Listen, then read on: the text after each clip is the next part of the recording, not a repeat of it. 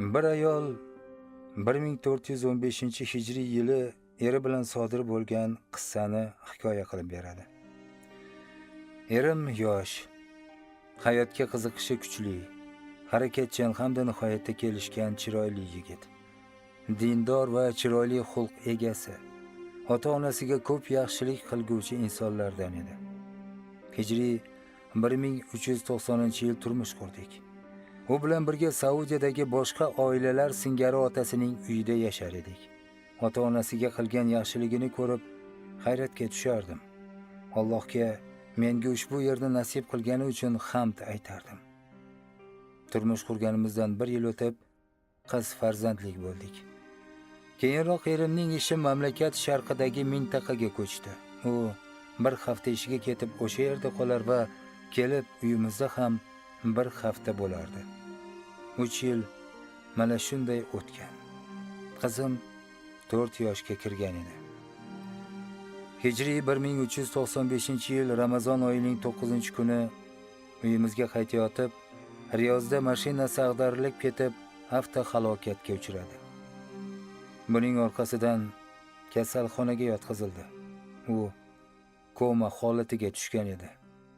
Davolayotgan mutaxassis doktorlar erimning miya faoliyati umuman to'xtaganini va 95% miya hujayralari talofatga uchraganini aytishdi. Bu voqea bizga juda ham alamli bo'ldi. Xususan, uning yoshi o'tgan ota-onasiga qattiq ta'sir qildi. Otasini qattiq yaxshi ko'radigan Asmo qizimizning savollari ichimni tirnardi. Dadasi unga yaxshi ko'radigan o'yinchog'ini olib berishni va'da qilgandi. Biz har kuni navbatma-navbat erimning holini bilgani borib turardik. Lekin uning holati o'zgarmas edi. 5 yildan so'ng ba'zi odamlar menga qozilikka borib, erimning miyasi o'lganligi va uning tirilishiga umid yo'qligini aytib, qozidan taloq olishimni maslahat berdi. Ba'zi shayxlar er kishining miyasi o'lganligi aniq bo'lgan tarzda ayol kishi taloq olishi mumkin deb fatvo berdi. Biroq men bundan qat'iyan bosh tortib, modomiki erimning jasadi yer ustida ekan, taloq olmasligimni aytdim. Yoki boshqa o'liklar singari dafn qilinsin, yoki Alloh bir ishga boshlaguncha uni mendan ayirmasinlar dedim. Eng asosiy ahamiyatimni qizchamga qaratdim.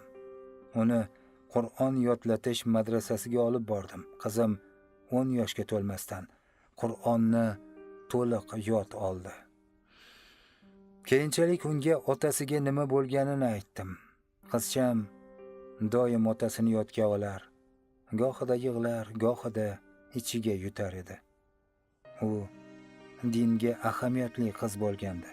Hamma farz namozlarini o'z vaqtida o'qir. 7 yoshga kirmasidan tunlari turib ibodat qilardi.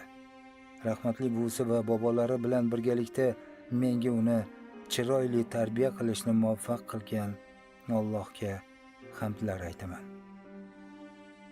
Qizim men bilan birga vaqti bilan dadasini ko'rgani borar, ba'zida salom yo'llar, shuningdek dadasining nomidan sadaqalar qilar edi. 1410-hijriy yilning kunlaridan birida menga qarab, "Onajon, meni dadamning oldida qo'yib keting.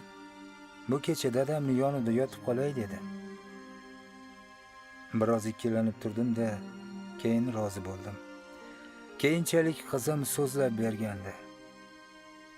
Dadamning yoniga o'tirib, Baqara surasini boshidan oxirigacha o'qib tugatdim. Keyin mudroq bosganda uxlab qoldim. Tursam, go'yo yuzimni tabassum qoplagandek, qalbim esa orom olgandek bo'ldi. Shuning uchun o'rnimdan turib tahorat qildim va Alloh qodir qilguncha namoz o'qidim. So'ng o'sha joyda 2-marta mudroq bosdi, lekin xuddi bir kishi menga tur. Qanday qilib Rahmon zot uyg'oq bo'lsa sen uxlaysan. Alloh biron bandasini quruq qaytarmaydigan bu ijobat soatida qanday uxlaysan degandek bo'ldi. Xuddi bir yodimdan chiqargan narsamni eslagandek bo'lib turdim. Dadamga qaradim. Qo'limni ko'tardim. Ko'z yoshlarim to'lib oqayotgan edi. Va duo qildim. Ey Robbim, ey tiriklik va qayyumlik sifatiga ega zot, ey Jabbor, ey buyuk zot, ey hamma narsadan oliylikdagi zot, ey Rahmon, ey Rahim, mana bu meni dadam, seni bandalaringdan biridir. Unga musibat yetdi. Biz esa sabr qildik va senga hamdlar aytdik. Sen bizga qazo qilgan hukmingga rozi bo'ldik. Allohim, u seni xohishing va rahmating ostidadir.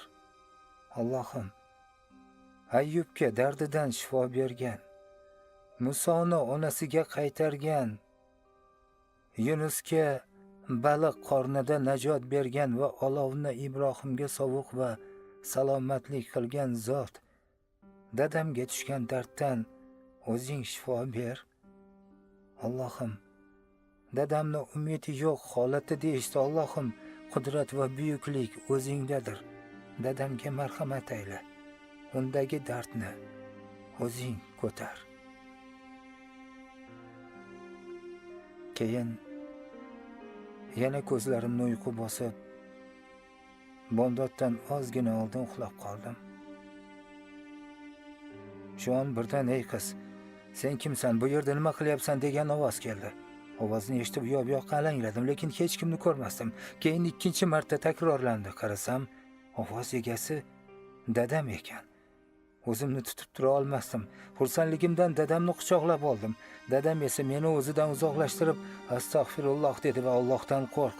Sen menga halol emassan" dedi. "Men qizingiz Asmoman" dedim. Shunda dadam jim bo'lib qoldi. Doktorlarning oldiga chiqib buni aytdim. Ular dadamni ko'rib hayratda qoldilar. Amerikalik doktor siniq arab tilida duduqlanib, "Subhanalloh" deya oldi xolos. Boshqa bir misrlik doktor suyaklarga ular chirib ketgandan keyin jon kirgizadigan Alloh pokdir ma'nosidagi oyatga o'xshash so'zni aytdi. Dadam esa tushuntirib bermagunimizcha nima bo'lganini bilmay turdi.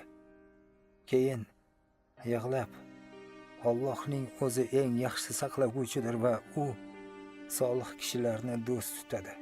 Allohga qasamki, avariyadan oldin zuho namozini o'qishlik uchun niyat qilganimni eslayman xolos. Bilmadim uni o'qidimmi, yo'qmi dedi.